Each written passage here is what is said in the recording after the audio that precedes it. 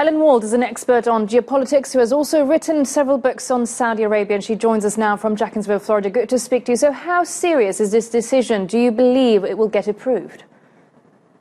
I think there's a very good chance that it could get approved, particularly given how much political resistance we're seeing to Saudi Arabia right now after what happened with the Khashoggi issue, but also other issues we've seen in Saudi Arabia, including the detention of these billionaires and other major businessmen. It really casts a shadow over just what is going on in Saudi Arabia's financial system. So will it have, though, real implications on Saudi Arabia economically if it's approved? Well, one of the big issues is that Saudi Arabia is engaged in this massive economic diversification plan, and it's looking for foreign businesses to come into the kingdom, and it's also looking to raise money from bond issuings. Both the government and the national oil company want to issue bonds, and so I think that including Saudi Arabia on this list is going to complicate these issues immeasurably. Just the fact that it would be labeled on this dirty money blacklist is a real slight to Saudi Arabia. It hurts the Saudi pride, but it does throw a wrench in their efforts to attract foreign businesses and to attract money to their bond offerings. But why the decision now, and what does this decision also tell about the EU and Saudi relations? Well, I think that the relationships between the EU and Saudi Arabia are definitely more complicated now. One of the interesting things, though, is that London was really pushing back against including Saudi Arabia on this list.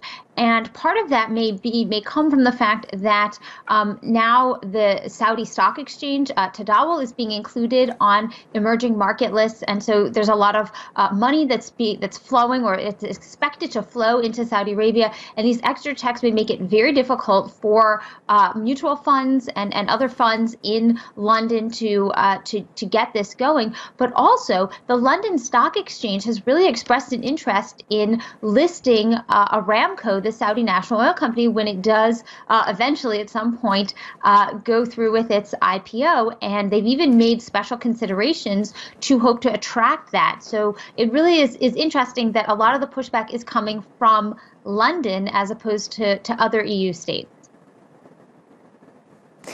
But while we have EU taking this decision against Saudi Arabia, we have the White House and the top man Trump supporting Saudi Arabia, backing it. How do you read this? Well, there's definitely support for Saudi Arabia from the United States. That support has waned recently. There's definitely an idea that Saudi Arabia is kind of a necessary partner in certain aspects, but there isn't really a lot of support for what the Crown Prince did. But there's definitely been a lot of backing off in the other parts of the American political system. Congress and as well has really condemned Saudi Arabia, and there's definitely a sense within business communities, particularly Silicon Valley, of a wariness of Saudi money now.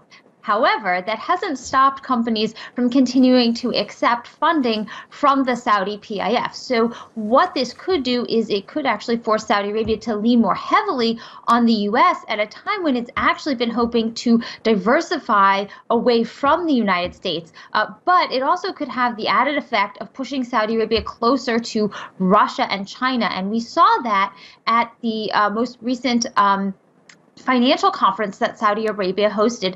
There was a much heavier emphasis on deals with Russia and China, and so this really could have an effect of pushing Saudi Arabia towards the east and towards Russia, with all of the shady financial dealings that entails.